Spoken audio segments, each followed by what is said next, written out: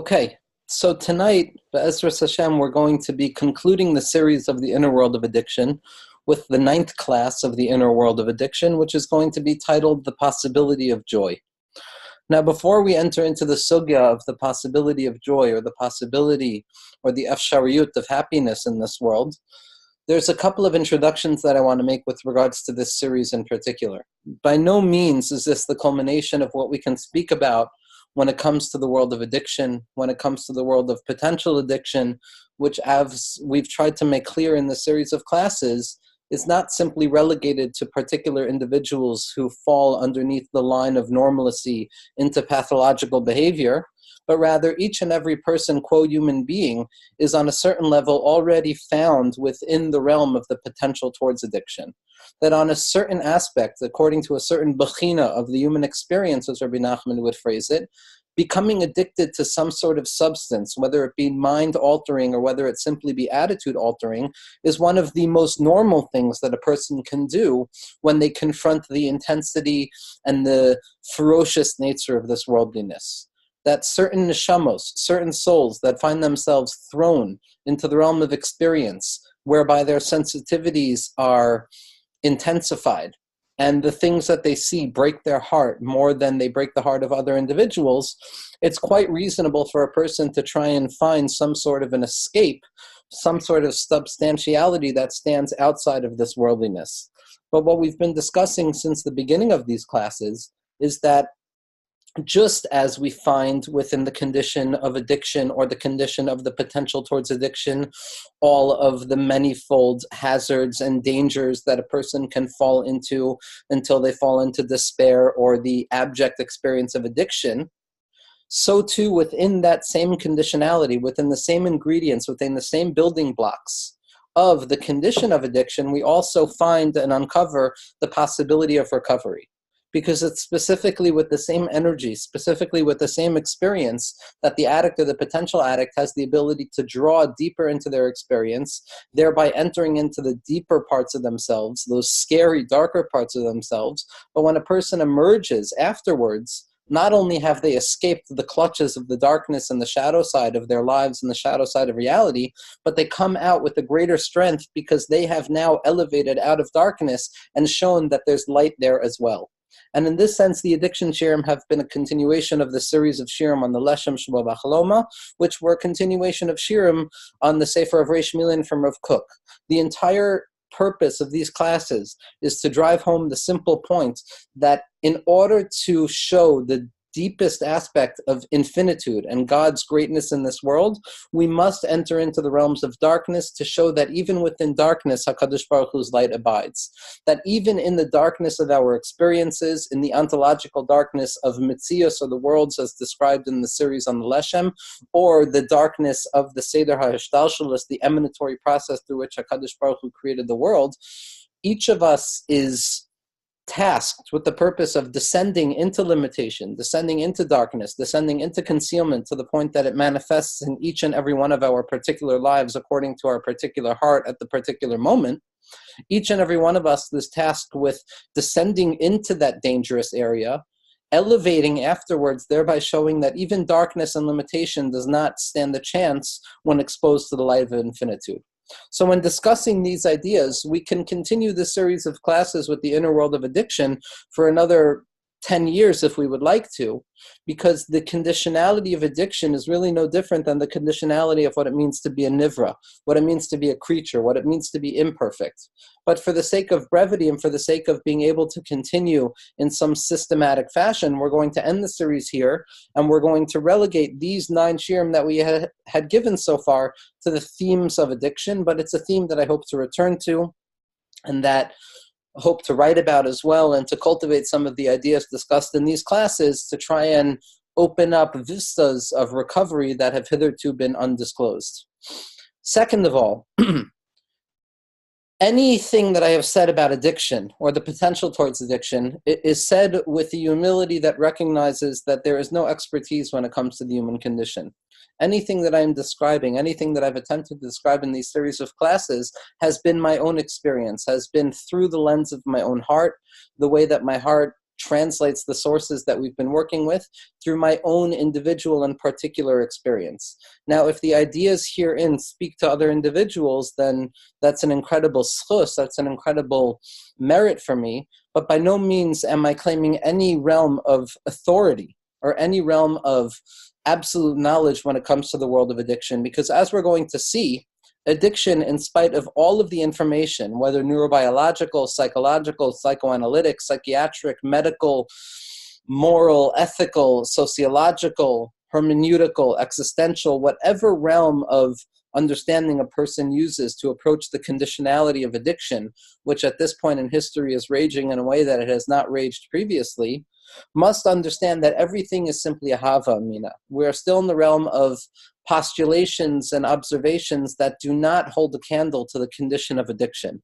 That addiction continues to rage and addiction continues to destroy and swallow up individuals who by no means mean to fall into this experience, but they find themselves caught within the thicket of addiction or the potential towards addiction. So by no means are these classes meant to be authoritative in the sense that this is a mahalach, this is a derech of elevating out of addiction, but rather they are one individual's readings of particular texts within the Jewish mystical and Hasidic tradition that attempt to shine light on this conditionality. But as we're going to see, the only answer to addiction, the only potential answer to addiction or the potential of addiction is one that takes into consideration the fact that the answer is still only a hava amina. That as we're going to see, that if we want to say anything significant about human condition, about what it means to be a mensch in this world, what it means to be a person who comes from a lofty space of tohu, who comes from a place where we've tasted a light that's much greater than what this world can offer, what it means to be a Talmud of Beis Shammai, what it means to come from the neshamas of Cain, what it means to be the neshama of the Baal Tshuva that has the capacity to disclose within their fallen experience a deeper level of spirituality than even the truly righteous has the capacity to express.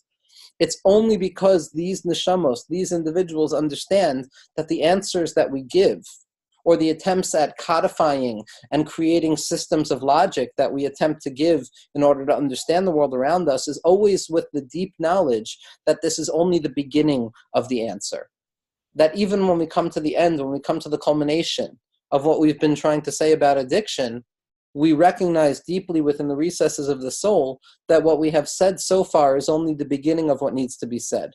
And on a certain level, this apophatic silence, this inability to fully express that which needs to be expressed, is part and parcel of what it means to be in the mode of recovery. Because as we're going to see, for the possibility of joy to find itself within the world of the addict or the potential addict, it comes with the humility that recognizes that in spite of the fact that I am not perfect, and in spite of the fact that I cannot say all that I would like to say, and in spite of the fact that my desires are not fulfilled, nevertheless, specifically because I'm left hungry and desiring, I have the capacity to find a semblance or a piece of happiness and joy in this world. That it's specifically in the non-finished, unfinished aspect of recovery, which lends itself to the sense that there is so much more that must be said but can still not be said because we don't have the kalim or the words to describe what needs to be said. It's specifically because we become okay with that we have the possibility of entering into a space of recovery. Now, with that being said, what we're going to try and talk about tonight just a little bit is the question of, after going through 8 classes about the conditions of what it means to be an addict or a potential addict, what it means to be a soul or a personality that finds itself trying so desperately to the point of abject experience, to the point of crisis, to find some mode of artificial substantiality in this world, specifically because the world in its externality does not provide us the substantiality that we would like, because without the artificial substances, without the attitudes or the behaviors or the substances that we find ourselves stuck in, we feel ourselves floating in an anxiety cloud that is dissatisfied with this world. So in order to try and understand how an individual who, after all of these shirim that we've been discussing, feels the lack and comes from a place of brokenheartedness and is rooted in a place of shattering and catastrophe of the shirat hakelim and finds themselves embittered because of their experience with time, how is it possible that a neshama like this, how is it possible that a soul like this can wrestle even a semblance of joy from the world. If we've just spent so much time talking about the bitterness or the merirut or the harshness of what it means to be an addict or a potential addict, or a neshama who the concepts of addiction or the potential towards addiction speak to, how is it possible that we can pretend to try and wrestle or garner a certain sense of joy and satisfaction from this world? And what I would like to try and posit tonight is that it's specifically out of this condition. It's specifically out of the darkness of our experiences and the darkness that we see abiding within the world around us that we have even a possibility of joy. And what I would like to start off with is a story from Rabbi Nachman of Breslov. Rabbi Nachman of Breslov, who has been amused throughout these sources and throughout these shirim, that even when we're talking about Alcoholics Anonymous, or the Sod Yesharim, or the Mei Shiloach, or the Vilna Gaon, or any other tzaddikim, it's always going to be seen through a realm of the hermeneutical spirituality that Rabbi Nachman of Breslov brought down into the world, that attempts to find spirituality and godliness not in the lofty spaces of transcendence, but specifically within the scattered and broken apart traumatic shards of what it means to be a spiritual subject in the modern or postmodern era. So everything that we've been talking about has been touched or shaded by the concepts that Rabbi Nachman of Breslov and his students, Rabbi Nassan of Nimirov, brought into the world. But tonight we're going to show explicitly that really the entirety of these classes have been a reading of the opening, an enigmatic opening of one of Rabbi Nachman's stories. Now, famously, and I think as we've discussed at least in this year or the Leshem Shirim, at the end of Rabbi Nachman of Bretzlov's life, he decided that his teachings and his intellectual ideas about spirituality, mysticism, Hasidus, or even homiletical interpretations of texts was no longer speaking to the souls of his Hasidim the way he wanted them to speak. And he found himself overwhelmed and almost losing hope in his ability to transform the hearts of stone that his Hasidim had into the hearts of flesh which he was seeking to create within them. And so Rabbi Nachman tells, and he explains this very clearly in the 60th teaching of Likutei Moharan Chelik Aleph, this process of shifting the hermeneutical emphasis from Torahs into stories, or ideas into stories and narrative. Rabbi Nachman opens up with these 13 tales of ancient days. Ancient days, which means to say that it reaches the deepest part of the individual. These tales speak to the most ancient part of the individual, the most subconscious, unconscious fears and hopes that we all have that we're not even aware that we have until we read them in Rabbi Nachman. One of the most beautiful things about learning Rabbi Nachman's stories is that when you read them, even the bare narrative of them, instead of trying to interpret the symbolism or the mystical interpretation of them, what you find, and the only other book that does this is really the Book of Splendor, the Sefer HaZohar, when read properly, it awakens within the person certain anxieties and certain hopes and confidences that they never had access to before. You're not quite capable of putting your finger on exactly what you're feeling, but when you learn the Sipuri Maisios Meshanim Kanmuniot, the 13 tales of ancient days that Rabbi Nachman brought down into this world, a person finds themselves comforted and bewildered at once. And we're not quite sure why we're bewildered or why we're comforted, but it's simply within the text and the power invested within the text that awakens these conditions within us. Now, in potentially the most famous of all of the 13 tales of Rabbi Nachman, is going to be the last tale, the Maisa Yud Gimel Mesefer Sipuri Maisios. And here we're using Rav Tzvi Mark's edition of Kol Sipurei Rabbi Nachman of Breslov. So Rabbi Nachman here is telling a strange tale, a strange legend of two orphans, two lost children, who after a ball that a king had thrown, after a celebration that a king had thrown, had found themselves lost in a forest. Now again, the forest is not simply a forest, but it's what represents the deepest and most primal anxieties of ourselves. That harrowing darkness that drives us to find substantiality outside of ourselves because this world is sometimes too frightening. And specifically in this forest, specifically in this Ya'ar Hagadol, these two individuals get lost, a young child and a young boy and a young girl, ages 4 and 5. And they find themselves lost and bewildered, having no idea how to continue. And in their destitution, in their brokenness, in their lostness, in their being orphaned from everything that they had known, they encounter 7 beggars, 7 enigmatic, almost mystical creatures that arrive in the forest offering them gifts, offering them insight. It's a blind beggar, it's a deaf beggar, it's a stuttering beggar, it's a mute beggar, it's a hunchback beggar, it's a crooked neck beggar, it's an armless beggar, and it's a legless beggar. And these orphans learn how to function in the darkness of this forest. These orphans learn how to function in the loss of their certitude. Having lost their parents, having lost everything that they had known previously, finding themselves in the postmodern condition where truths no longer remain truths, where the things that provided substance for me in my life are no longer providing that substantiality that I need, to the extent that I'm forced to seek out alien wells to bring myself some sort of comfort, to the point that I become stuck in it. We have these enigmatic beggars who come and provide us with insight. And these young children become beggars of their own, and they become the chief of the beggars. And eventually the group, the trope that they're traveling with, of beggars, decide that these two children should get married. And how do these two children get married? How do these two orphan children who had learned how to live life, who learned how to function in a world that has lost meaning, they find themselves being married in a pit dug by the beggars, 20 feet deep, in the darkness of a pit covered by the shade of the walls of mud. And this pit is covered by twigs and branches and garbage and zevel. And it fit 100 people, and all the beggars join them, and they get married there, v'haya simcha gedola. So the story of the seven beggars is the story of how do we find simcha? How do we find the ability to draw strength from this world if we're lost, if we're in a forest, if we're orphaned, if we're seeking out substantiality from alien sources, if we're addicted, if we're sad, if we're anxious, if we're depressed, if we're broken, if we've fallen, if we've sinned and we've transgressed and we feel spit out and pushed away from divinity, from godliness, from any sense of hope in ourselves?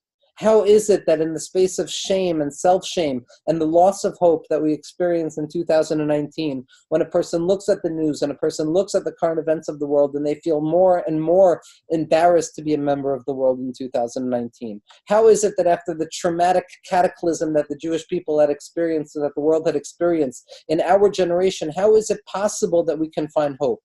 How is it possible to find joy in the forest, in the orphan forest that we find ourselves in?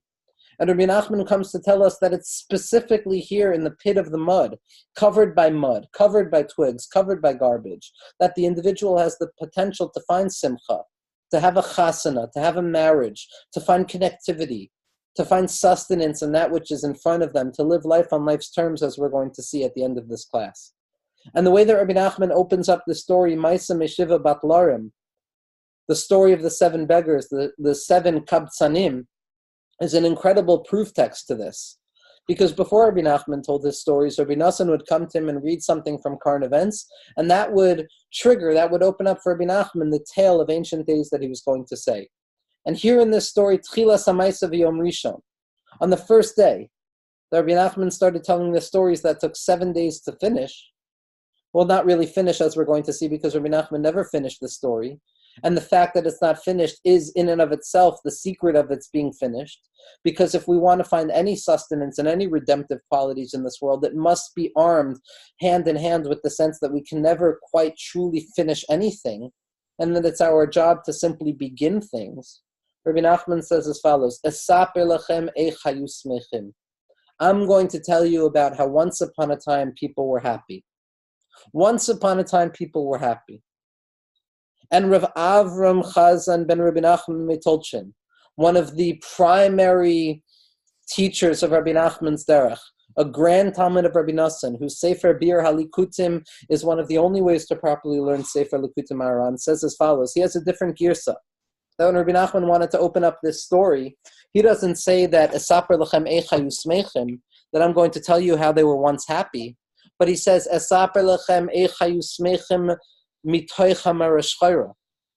going to tell you a tale of how people used to find joy, people used to be happy from within the bitterness of the spirit itself, from within depression, from within the tzabrachenkite, from within that brokenness that we saw from the Mittler Rebbe is a fundamental characteristic of a person who has the capacity to understand the secrets of Torah. That ein yachol lahavin es sisrei Torah ela mi sheyesh b'mara shchera hativis min urav, like the Mittler Rebbe says in the beginning of Kuntrash's Palace, and Rav Hillel Paracher's Chlusei Ganalenu echoes as well in the name of the Balatani and the name of the Maggid of Mezrich. That it's specifically from within the Mara Shchera that we have the ability to draw joy. And Rabbi Nachman is telling us that you want to understand how to find happiness in the world? You want to understand how a person can be satisfied in this world in spite of all of the myriad difficulties that we've expressed until now?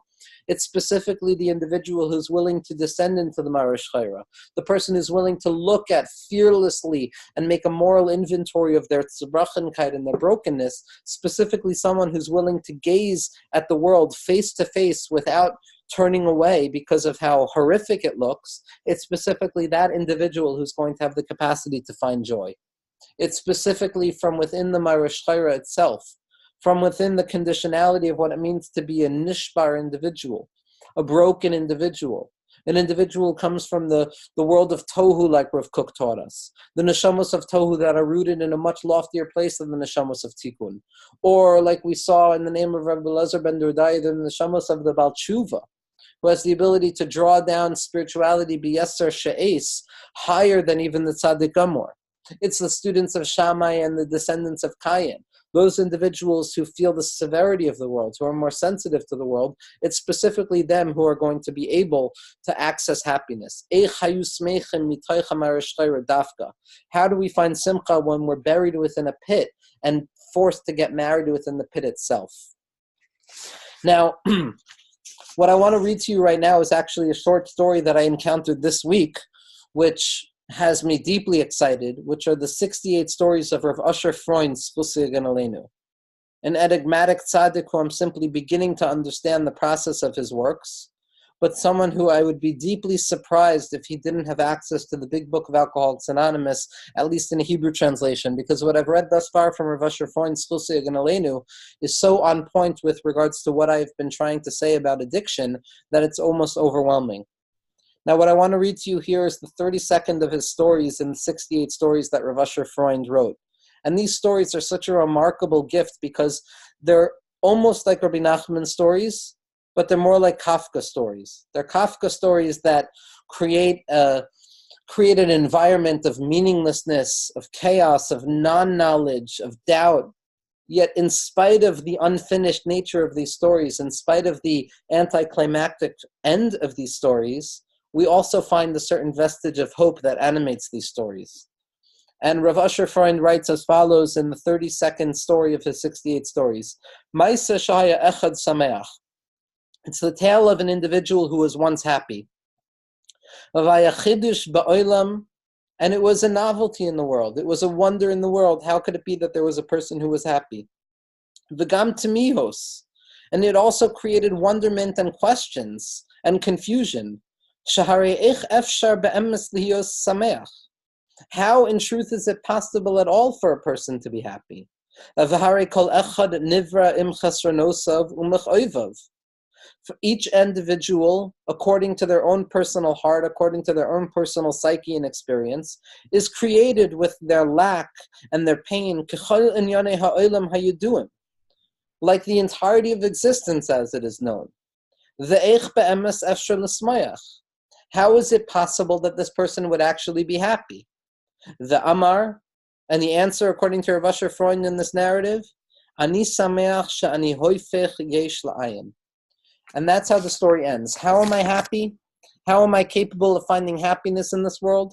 How am I capable of finding comfort after this entire process of descending into the pits of the potential towards addiction that show me the bitterness of the world and the brokenheartedness of the world and the hopelessness of the world? How is it possible that I can find joy? How is it possible that I can find recovery? Because ani hoipech yesh la'ayin. The entire secret of happiness, the entire secret of the potential to joy is contained within these 4 words of Rav Asher Freund. Sha'ani hoipech yesh la'ayin. The way that I find happiness is that I take my somethingness, I take my egocentricity, I take my sense that I am the only thing that matters in the world, and that my feelings are the only thing that matters in the world, and that my assumptions are the only things that matter in the world, and that the way that I look at the world are absolute truths, and the sense of self-certainty that I walk around with, and the sense of ani hagever, I am the individual. All of those things, when they're mahapich la'ayin, when I'm able to bring humility into them, when I'm able to laugh at myself, when I'm able to say that all of the things that I thought I knew about this world are in truth only hypotheses, only the beginning of knowledge, that are leading me to a place of coming to the true recognition that at the end of the day I am entirely powerless over everything, That's the place that I find joy. Only when I recognize that all of the power that I think I have, all of the control that I think I have about my conditions of being alive, about the people, places, and things that I encounter on a daily basis, about my thoughts, about my emotions, about my actions, it's only when I recognize that if not for you, God, if not for you, HaKadosh Baruch Hu, I would be nothing of nothing. I wouldn't exist for even a second. That only when I relinquish my control, only when I have the capacity to recognize that not only am I powerless over my drug of choice or my behavior of choice, but I'm powerless over everything in my life. That I am simply a kli, that I am simply an empty vessel, a leislem de magar meklum, something that has nothing of its own in the hands of its creator. It's only then that I have the capacity of finding some semblance of joy in the world. Because as long as I am convinced that ani hagever, as long as I am convinced that I have some self-control or control over my circumstances or my experiences in this world, I become resentful because I want things to go one way and the truth is that they go the other way. Or I want things to go that way and they went the other way. Or I want that person to speak to me this way and in truth they spoke to me that way. Or when I come home I want this to happen and that happens. If I am living with the sense that I am in charge, that I am a yesh, that I am a something, then simcha is impossible because I will be filled with resentments and frustrations and disappointments because the appointments that I thought I had set for myself are not met. But when I relinquish my control and I recognize that I'm bittul b'metzias or bittul b'yeshus, that in truth every animating aspect of my existence comes directly from Ein Sofiyut, from the infinitude of godliness in the world, then whatever happens in my life I'm willing to accept and say, das is das, this is this. This is the reality of my circumstances. This is how I need to confront this moment in my life. That whatever is in front of me through mindful attention becomes a nisayon, becomes the potential for me to find more Yirah Shamayim, more Ahavas Hashem, more Yishuv Hadas. It's only when I relinquish my control, it's only when I recognize that there are things that I can control and things that I can't control, and that I pray to HaKadosh Baruch Hu to give me the wisdom to know the difference between the two. To ask God for the serenity to help me understand the fact that at the end of the day, there's really nothing that I control. That's where simcha is going to come from.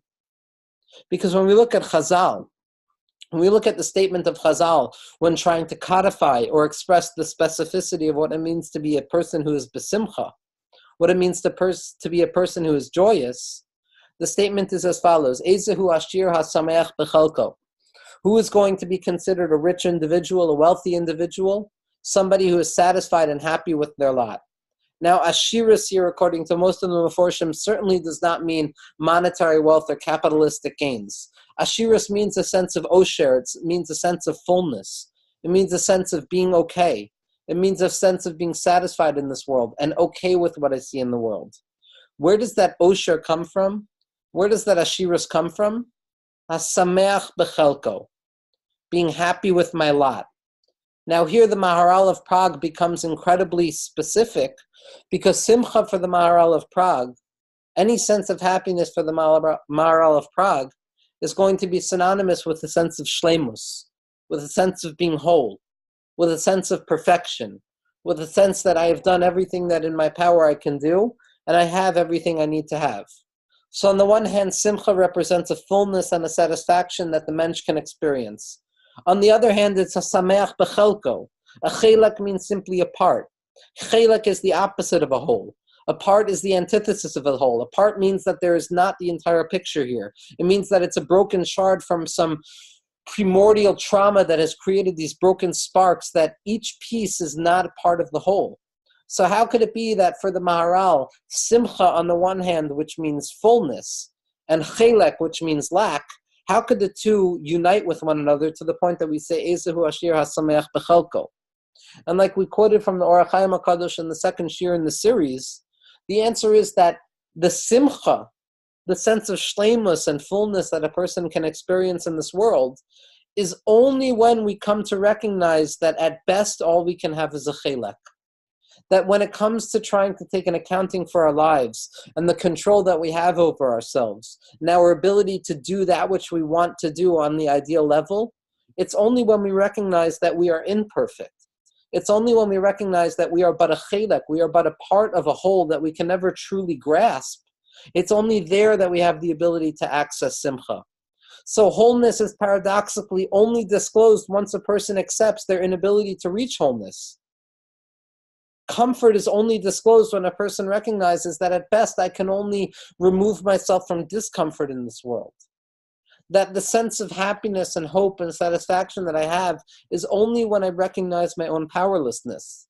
It's only when I recognize that I am an ayin, that I am a nothing, and that any action that I do is rooted in infinitude and not based on my own volitional activity.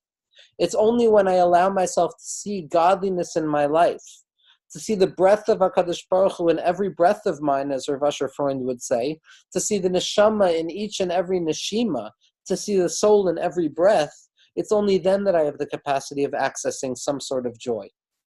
Rav Kook, Schlusi Ganalenu, commenting on the statement of Hillel of Ezehu Ashir HaSameach B'chelko, writes in Einaya on Maseches Brachos, on his commentary on the Agarata, which was one of the earlier svarim that he wrote. He writes as follows. He says, Ezehu Ashir HaSameach B'chelko, Ezehu Ashir, who is a person who's going to be truly rich in their lives, truly satisfied, somebody who truly has the capacity to sit assuredly in that moment and say that I have done what I need to do and there's nothing else that I can do and I must accept my conditionality of being a human being. It's somebody who recognizes that the only simcha that we'll get is a simcha chelkis. Ezehu ashir sameach bechelko. Sameach bechelko means that it's a partial happiness.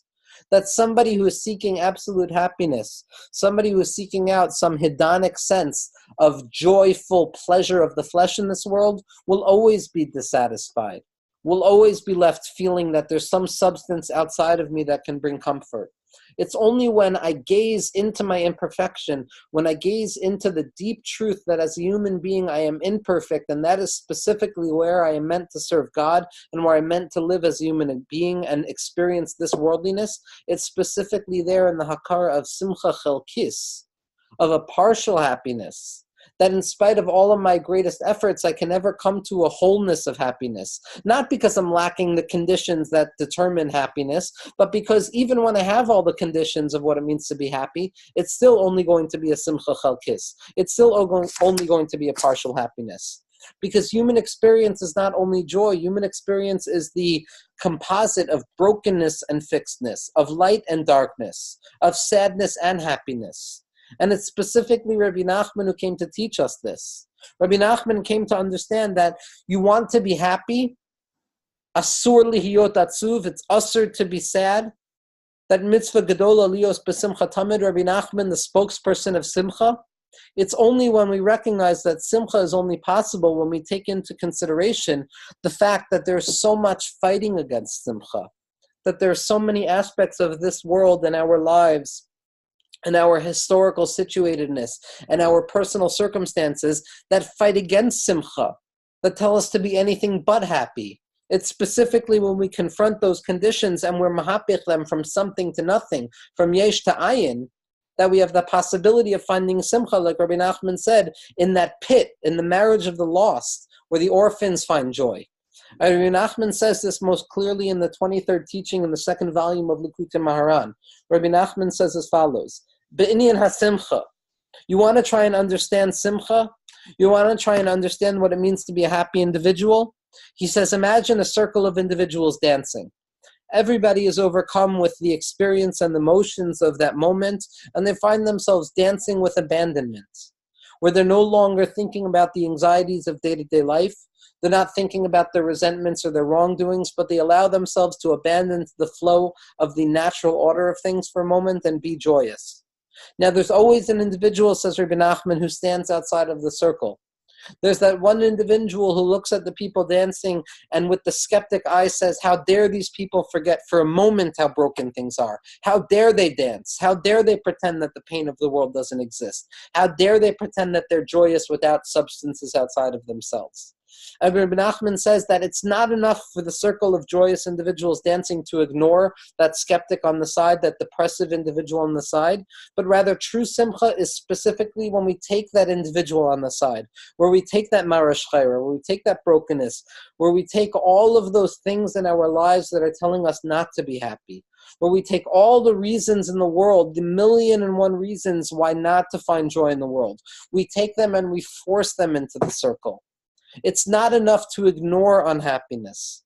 It's not enough to ignore the brokenness of our lives. It's not enough to ignore how deeply broken reality is, how reality is constructed specifically in the after effects of a primordial trauma of the Shviras HaKelim.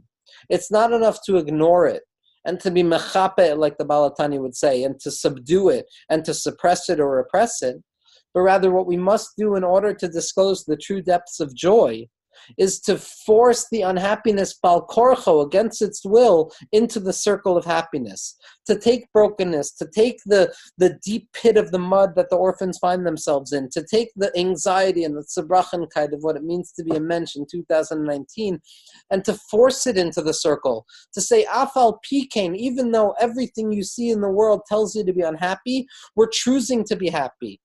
That happiness is not something that a person falls into, but happiness is something that a person chooses. That only when I recognize how antithetical to my experience in this world happiness is, do I have the ability to choose happiness, to be bocher, to be happy, to force my unhappiness into the circle and to act as if. Acting as if, which is a line that people speak of very often in the rooms of 12 Steps and Alcoholics Anonymous and any anonymous groups. There's a statement called fake it until you make it.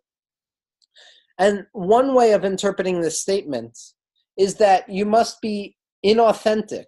You must begin with the wrong intentions, and eventually if you work with the wrong intentions, then eventually you'll come to find the proper intentions of what you're doing. But in truth, there's a deeper way to understand the statement. Fake it until you make it. When we talk shalol lishma balishma, doesn't mean that it's a sequential order of in the beginning I'm not doing things properly and eventually I'll arrive at doing things properly. But it's the realization that there's no difference between doing things for the wrong reason and doing things for the right reason, or doing things inauthentically and doing things authentically. If I can force myself to pretend that I'm besimcha in this world, to pretend that I'm satisfied, to find satisfaction in my chelek, in my imperfection, to find perfection specifically in my imperfection, it's specifically there that I'm going to realize that there's no difference between faking it and making it. That faking it and making it are two ways of looking at the same experience. Like the tzaddikim say, like Rav Matil Zilber brings down so often, Rav Matil Zilber Shlita, the Stechina Rebbe, the tzaddik of Stechin, says so often that mitoy shaloi lishma balishma doesn't mean that from inauthenticity I'll come to authenticity, but it means deep within the heart of inauthenticity, deeply embedded within inauthentic behavior, rests the kernel of authenticity. That if I begin to pretend that I'm joyous in this world, if I pretend to begin to feel that this world offers me enough, even in spite of the fact that I come from a place of light, from tohu, that doesn't provide, that the world can't provide, it's there that I'll be able to find lishma. It's there that I'll come to find that I've been authentic all along. That it's specifically in our choice to be sameach, in our choice to be happy, in our choice to find comfort with what we have, to live life on life's terms, to find simcha mitoicha marish chayra, to take the brokenness of marish chayra and draw it into our experience. It's specifically there that I'm going to find joy in my life. The pasuk in Tehillim says, "Samchenu ki yemos anisanu shnoisar inura." Gladden us or make us joy like the days that we suffered, like the days that we saw negativity. Rav Moshe Chaim Litzato, Schlusi Ganalina, the Ramchal, one of the biggest tzaddikim that we've experienced in our history of the people, speaks so often about this verse to say that it's specifically when I'm able to recognize that even in my unhappiness, even in my brokenness, even in my anisanu, even in my suffering, that's where my joy was found. I was as happy then as I am now. That it's specifically in my tzebrachenkite, in my brokenness, in the marish chayra, in the orphans in the woods, that I'm able to recognize that there's no difference between what makes me happy and what makes me unhappy other than my mentality. other than my das, other than my ability to choose to be happy. That's the secret of joy. The secret of joy, it's that specifically in my recognition that I am lacking as a human being, and that the world is lacking as an environment, and that spirituality is lacking, and that I'm so deeply desiring substantiality outside of myself. When I come to terms with that, when I'm willing to accept my imperfection, when I'm willing to accept the fact that I am not God, that I am imperfect, that kedushasi l'mala mikdushaseichem, that God's holiness will always inevitably be larger and more transcendent than human kedusha, so that no matter how lofty I reach on the ladder of spirituality, I will always be wanting, and I will always be desiring, and I will always be lacking. And it's specifically in that lack that I find my kedusha. It's only there that I have the ability to find yeshiv hadas and happiness. Rav Tzadok HaKohen Milublin expresses this better than anybody that I've ever seen. This is, to this day, one of the most significant teachings that I have ever read. This is in Rav Tzadok HaKohen Milublin, Lukutim Amarim in Inyan Shimshon, and it's going to be the 22nd point and the 23rd point on page 165 and 166. And I'm going to read these words out loud because if Rav Tzadok had not written them, we would not have the reshus, the permission to say them. Rav Tzadok says as follows: Ki midas hatzimtzum hu rak letzamtzem ulahagvil ezadavar. Tzimtzum and constriction and gevura and severity, which create the conditionality of potential addiction or addiction, all it comes to do is limit things, to create measurements, to say ad kan tavo, don't move further than this. V'lo kishe'en kan shum davar. But tzimtzum has nothing to do when there's nothing there, because it comes to limit something. And if there's nothing there, there's nothing to limit. Im kain mahu magvil.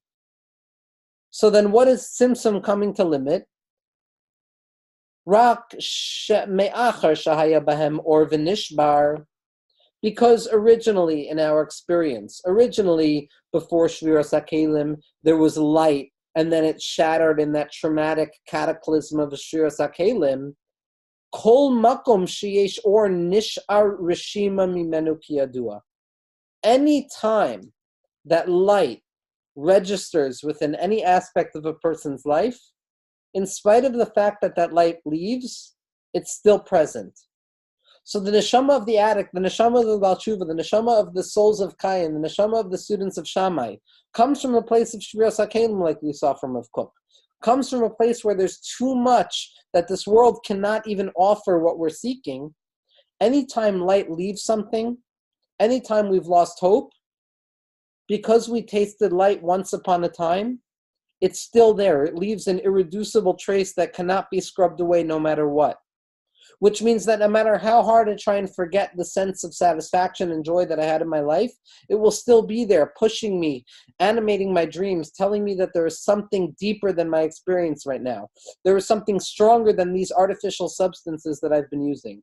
Kol makam sheyesh or nisha rishimu mimenu kiyadua. There's always going to be an irreducible trace that remains. Al derech yetzias hatzadik osa roshem. Like Rashi brings down by Vayetze Yaakov mi Beersheva, when Jacob leaves Beersheva, that the departure of a tzaddik from a town leaves a trace. What does that mean, that it leaves a trace? Shenikar shechaser, that its absence is presence, that we're aware that something is lacking here. Masha ein kein ilu lo hayot tzaddik klal. Had there never been a tzaddik, I would have no idea that something is lacking. Had I never tasted joy in this world, I would have no idea that things can be better. But because I tasted joy once upon a time before my soul descended into this world, I now know that there's something better than what I have here. There's something more than this world has to offer that I'm truly seeking. It's abundantly clear that something is lacking, and it's specifically in this lack that I find joy. V'chein bazeh inyan ha'or hu hasagas elokus. Light over here means the recognition of godliness, the recognition of Hashem's presence in my life. In the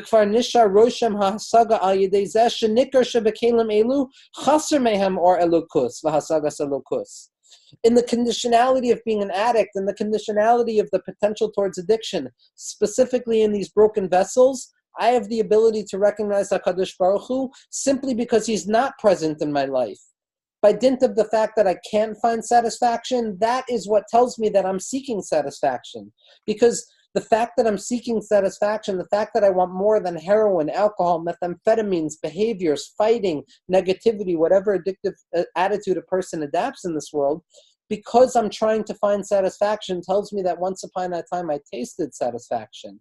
And if I tasted satisfaction once upon a time, in spite of the fact that it's missing right now, it still remains a possibility for me. And that drives my hope of recapturing that sense of serenity that I tasted once upon a time. And Rav Tzadok says that it's specifically in these broken vessels that I have the capacity of finding godliness. Specifically from the perspective of the fact that godliness and joy is not present at this moment in my life. For the addict or the potential addict, the question of how is it possible to find joy in this world, it's specifically because we're so unhappy. It's specifically when a neshama is mitmarmer, when it murmurs to itself. How in the world could it be that God creates a world that is so deeply imperfect that we disclose against our will that we believe deeply that the world should be perfect. And that perfection that we so deeply seek is our emunah that Hashem is present in our lives. And specifically there, specifically in the brokenness of ourselves, specifically in the sense that I want more than what this opportunity or what this world is offering me right now, that's where we find the belief that things can be better.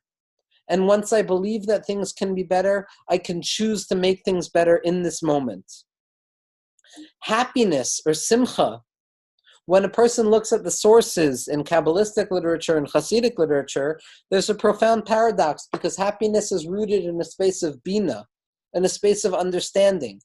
The space of understanding is also a space of severity. It's also a space of judgment. It's also a space of din and constriction.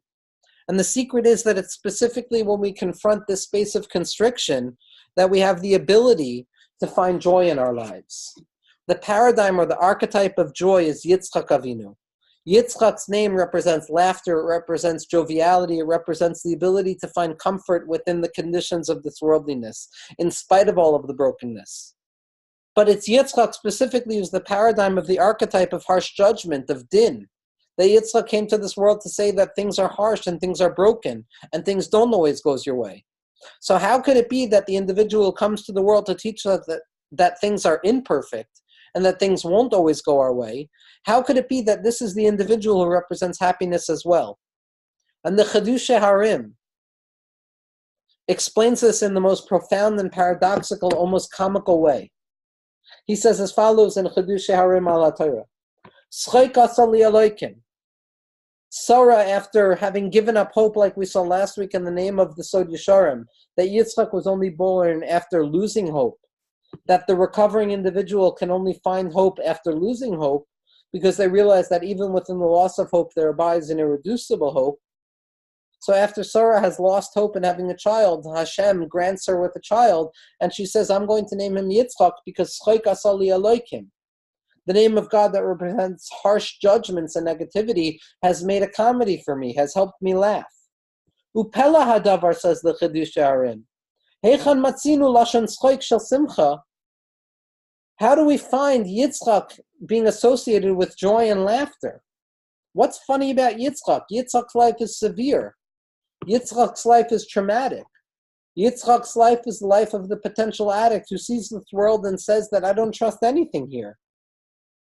And the Chiddushei Harim says something incredible. He says, Ela Yitzchak Avinu alaha shalom, haya ba'olam hazeh rak l'marasayin. That Yitzchak lived in this world only apparently. That he only operated according to the strictures and the conditions of this world on a physical level. But on a spiritual level, Yitzchak abided with the deep sense that I am nothing, that I am not in control of anything.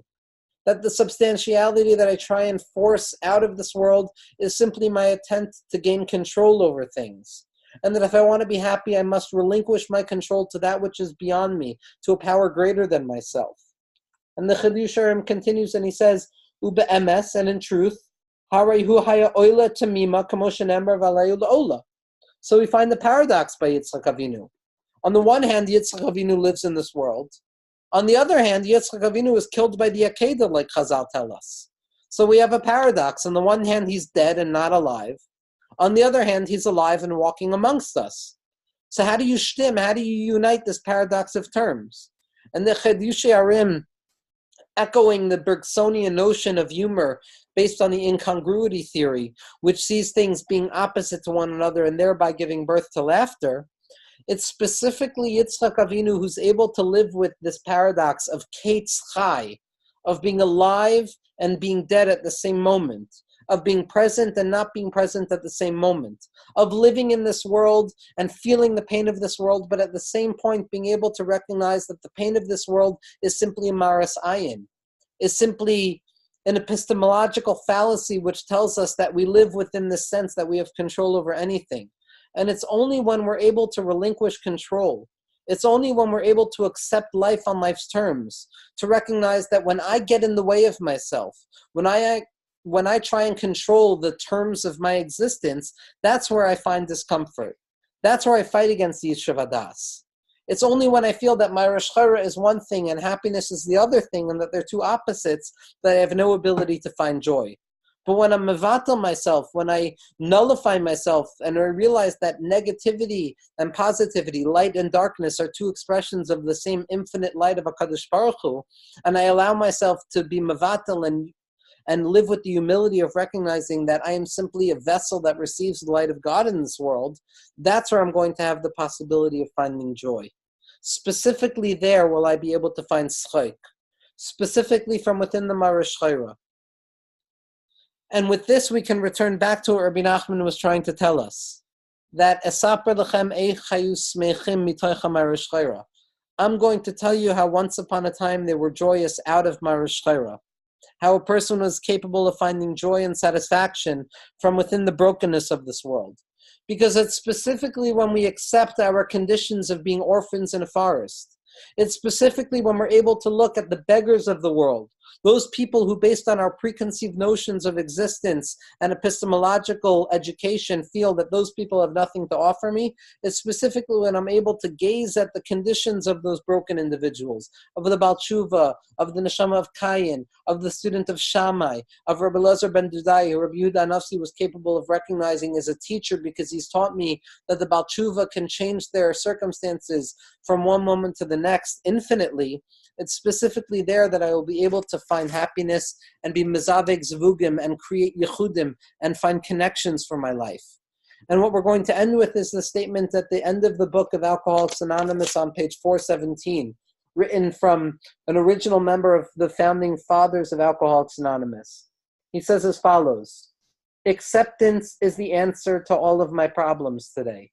When I am disturbed, it is because I find some person, place, thing, or situation, some fact of my life unacceptable to me, and I can find no serenity, no peace of mind until I accept that person, place, thing, or situation as being exactly the way it is supposed to be at this moment. Nothing, absolutely nothing happens in God's world by mistake. Until I could accept my alcoholism or my addiction, I could not stay sober. Unless I accept life completely on life's terms, I cannot be happy. I need to concentrate not so much on what needs to be changed in the world as on what needs to be changed in me and in my attitudes. And again, to emphasize the point here, unless I accept life completely on life's terms, I cannot be happy. Yitzchak Avinu was not trying to force God's hand in the world.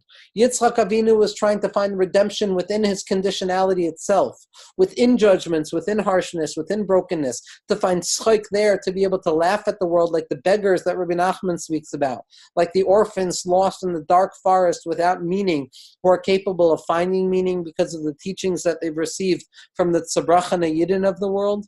It's specifically those individuals who are capable of taking the Maras Chayra, of taking that broken conditionality of lack and chisaron and finding simcha in it. And with this, the tefillah, the birchas hedios, is that each and every individual who finds themselves being spoken to in these shirim should be able to accept themselves, should be able to accept themselves unconditionally, and should have the capacity to find joy specifically where they are at that moment, ka'asher hu sham, to recognize that it's specifically in the acceptance of my limitations that I have the capacity to transcend my limitations.